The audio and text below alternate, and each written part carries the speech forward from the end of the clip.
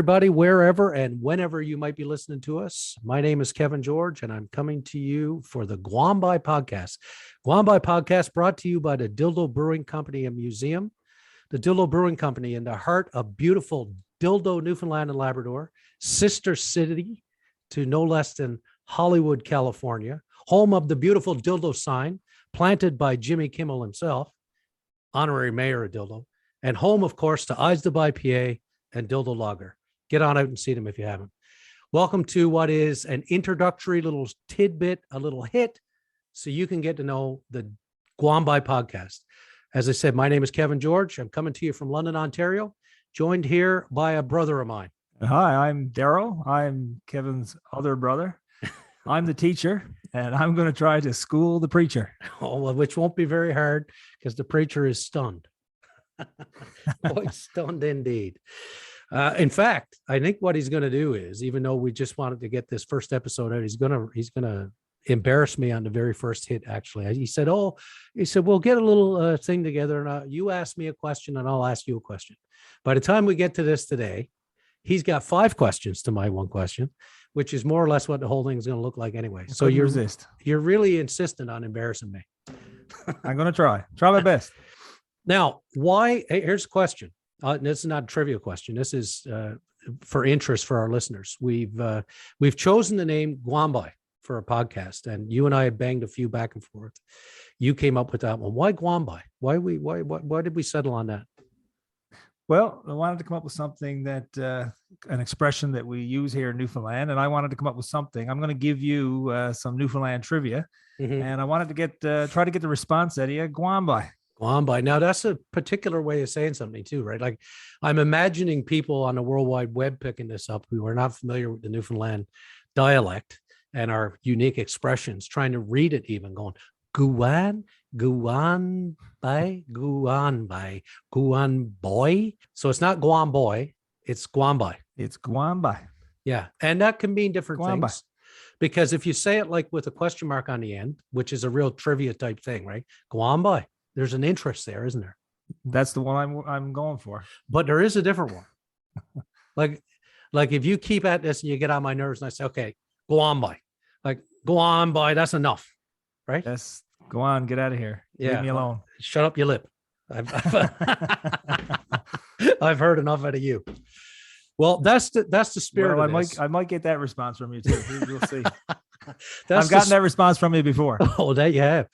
In fact, there's a very popular trivia moment where I was insistent I knew the answer to something, and I did when we were playing Trivial Pursuit, and Darryl would not listen to me, and it ended up with a tipped up game and me stomping up the stairs as I often would do when I was upset in those days. Well, I am going to promise that's in Trivial Pursuit. I am going to promise that I will not ask any questions about Johnny Horton's song, The Battle of New Orleans, if you promise not to storm off this podcast. I will not storm off this podcast. So we'll go with that. Listen, before I get you to test me on a few questions, just a little word about the sponsor.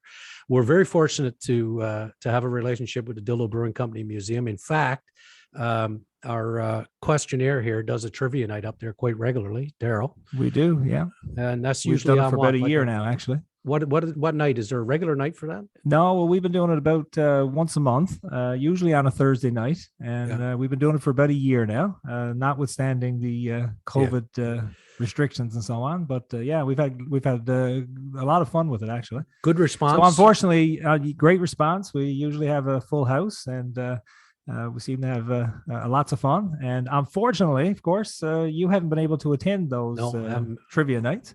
Yeah. So this is the next best thing. So we can kind of bring the Dildo trivia night to you here now. Well, that's pretty incredible, actually, when you think about it. That's good. So go to the Dildo Brewing Company and Museum's webpage. You'll see more about those trivia nights when they come up. You'll also be able to order their merchandise. Who doesn't want a T-shirt or a hat with the Dildo Brewing Company on it? And see about the great beers they're doing. What they're doing for the local economy and tourism industry is fantastic. Big shout out to Roger and Debbie, Angie and Robbie, and for the work you're doing. And we appreciate your support to this podcast. So without anything else, let's get to seeing just how stunned I am. Over to you, Darryl.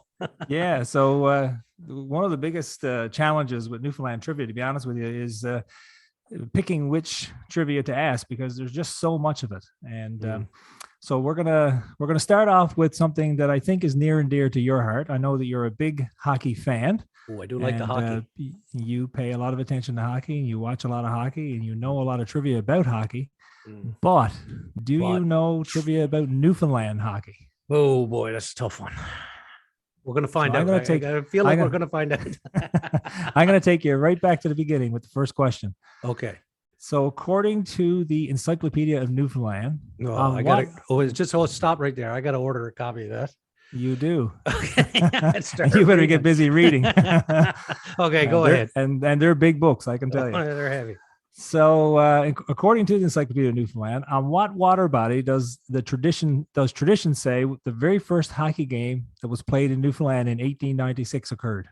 I can give you a multiple choice, or you can take a stab at it. Give me a multiple choice.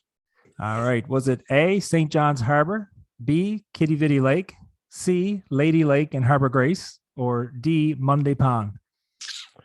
I'll go with C in Harbor Grace. Oh, sorry. I got you already.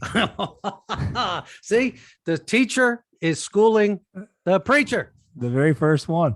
Kitty Vitty Lake is the right answer. Kitty Vitty Lake. And in fact, it was a very famous person who was said to have played in that game. And that was Sir Wilfrid Grenfell was said to have played in that hockey game. So he must have been quite the hockey player in his day. He was probably he was the hockey player, and he was there for injuries as well. So he was able to do either side of that. What year did you say it was? 1896. He was the player and the trainer all in one. And apparently they played with walking sticks and a cricket ball. Oh yeah. Well, okay. So at least it wasn't a frozen seal bladder. True. So I'm gonna try on the next one. The next one's more difficult, unfortunately. Thank you very much. So here we go. And I haven't gone easy on the choices on this one either. But maybe you can pick out the right answer on this one. That's a hint. You. Yeah, this one's like I said, if you can kind of do a little bit of thinking. I got to start taking notes here now. I got my pen ready now. I'm taking notes. All right. So the very first indoor rink in Newfoundland. Was it A, the St. Bon's Forum, B, S.W. Moore's Memorial Stadium in Harbor Grace? There's Harbor Grace again. C, the Prince Rink, or D, Memorial Stadium? Well, I feel like Memorial Stadium was very, very old. So I torn between D and A. There was a lot of talk about Memorial when the baby Leafs were in there and all that stuff, and they were talking about getting rid of it when they went to the new arena. I'll go with my gut and say Memorial. Okay, sorry, Kevin boy. Oh, 2 for 2. St. Bon's. I hope I get a Guam boy on this one. It was actually the Prince Rink. Where the hell is that? That actually does not exist anymore. Well, which is ask a fellow who's been out of Newfoundland for 25 years about a rink that doesn't even exist anymore. Well, it was built in 1899, or it opened rather in 1899. So, and it burned down in 1941. It actually was in the area of the Newfoundland Hotel, which is what I think is currently the Sheraton. And in that area, it was built by the Reid Newfoundland Company, which ran the railway and owned the Newfoundland Hotel, I think.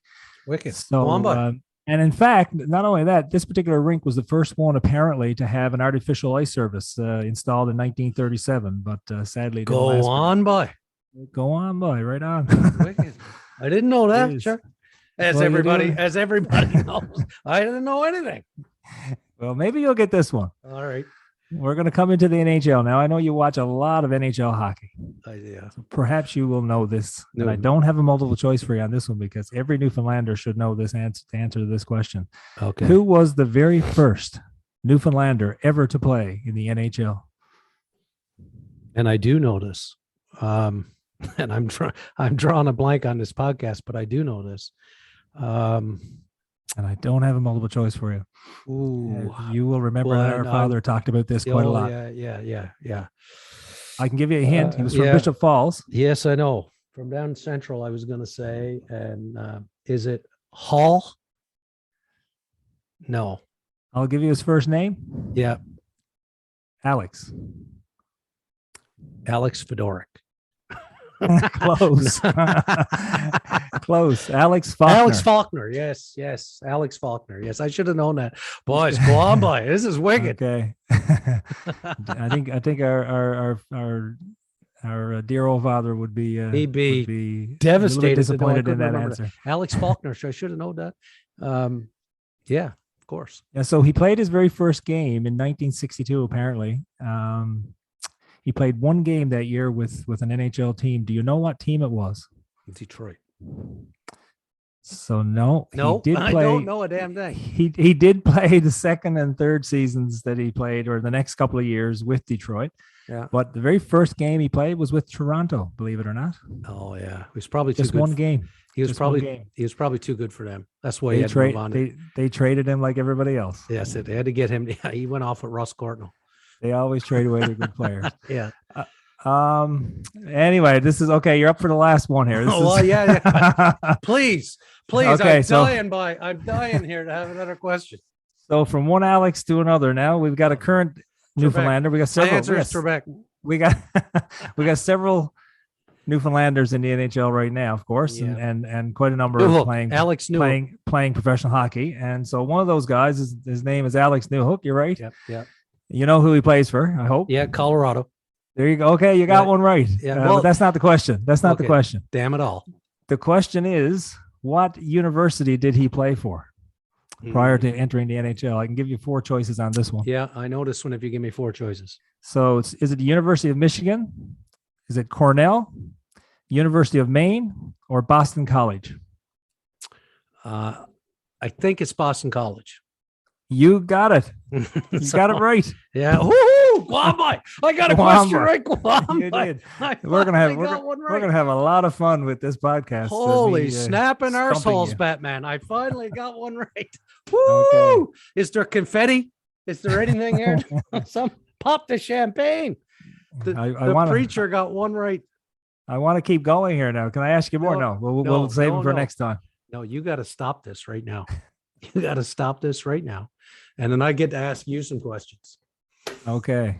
All right. Now, going to turn the tables on me. I'm going to turn the tables now because it's not right that you should get to ask all the questions. Now, when we get to do this for real, I'm going to actually ask you some questions about either Newfoundlanders who've left there or things here in Ontario that you mightn't be so versed up on either. But I'm going to give you a couple of easy ones now in the meantime. Because like I said, I was expecting to do this a couple of days later, but okay. Icebergs. Let's go with icebergs. How's that? You're familiar with icebergs, are you? We see icebergs quite often here, in the summertime. So given how often you see them, how old are the icebergs that float past Newfoundland? This is not a multiple choice, I take it. I'm not giving you multiple choice. Definitely not now, right? No. I'm going to go with 10,000 years. Oh, ding, ding, ding, ding, ding. Winner, chicken dinner. The brilliant man himself got that one right. Oh, God almighty. Okay, that's not fair then. I got to try another one. Watch him get this right too, folks. The Titanic sent out a distress signal. It was received by what Newfoundland station on April 14th, 1912? That would have been the station at Cape Race. Yes, he's right again. The man is see, this is why the teacher is schooling the preacher. The man is brilliant. He is brilliant. So tell people what a growler is, Darryl.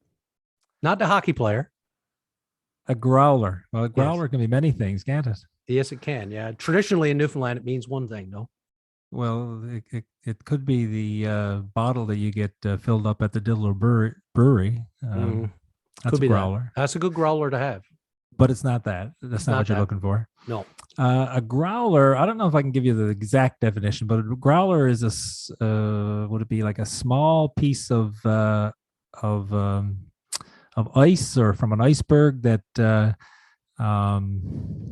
like a small piece of ice. Am I right on that? The man is brilliant. The man is just he's brilliant. So traditionally they say it's a piece of an iceberg about the size of a house. Oh, there you go. So, just a small piece that falls off. I guarantee you, listeners, there's not a question you can ask Darryl that he doesn't know the answer to. The man is simply brilliant. Well, I'm not going to argue with that. No, just kidding. Thank you for the easy questions. But that, my friends, I haven't taken it quite so easy on you. Yeah, no. Well, I didn't. Maybe next time. Oh, I'll be ready for you when our first episode comes out. It ain't going to be about growlers. I can tell you that. Well, there you have it, folks. That wraps our little hit that we're doing to get this out to folks. Remember to look, listen, watch for us on January the 30th when our first real full episode of Total and Utter Humiliation of Kevin George by Darryl George is going to drop. So take a look for that. And to Jeff Reid, who provided the photo for our beautiful logo. Thank you, Jeff. It was nice of you to let us use that. In the meantime, we're looking forward to getting this up and running and bringing this to you. I'm Kevin, just hanging out here in London. I'm Darryl here in White Way. Well, I guess there's nothing else left to say, Darryl, only go on by.